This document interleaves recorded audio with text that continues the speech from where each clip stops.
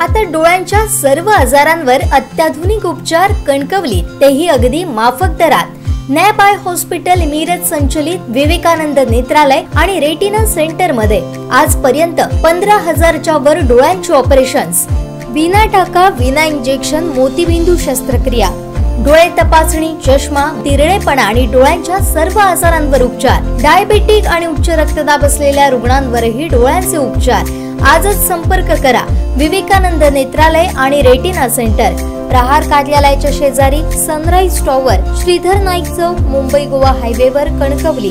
कणकवली तालुक्याला वादळी पावसानं जोरदार झोडपलाय। अनेक रस्त्यांवर तसेच विजेच्या तारांवर झाडाच्या फांद्या पडल्यात, विजेचे पोलही कोसळले, यामुळे वीज गायब होण्याची शक्यता आहे। हळवळ, हरकुळ, कळसोली भागात सोसाट्याच्या वाऱ्यात घरांवरील पत्रे उडालेत, झाडाच्या फांद्याही कोसळल्या, त्यामुळे घरांचं नुकसान झालंय।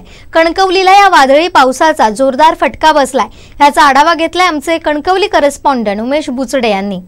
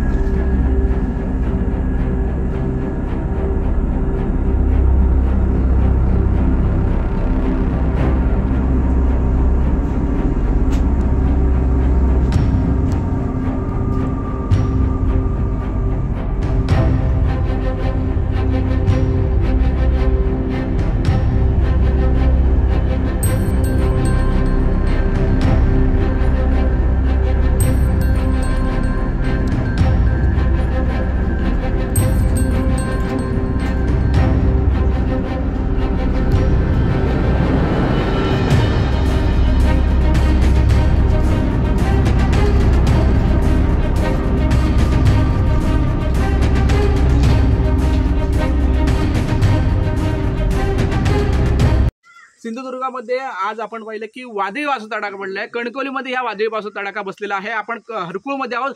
हरकुळमध्ये शेतकऱ्याचा पूर्ण जो छप्पर होतं, वरती छप्पर होतं 2000 स्क्वेअर फूटचं, ते उडालं आहे आणि आपण बघू शकतो कशा पद्धतीने त्याचं नुकसान झालेलं आहे। मोठं नुकसान या शेतकरी झालेलं आहे। सोहनी शेतकरी जे आहेत हे आपल्या सोबत आहेत। काय नेमकं नुकसान झालं आणि कधी झालं, हे नेमकं काय झालं?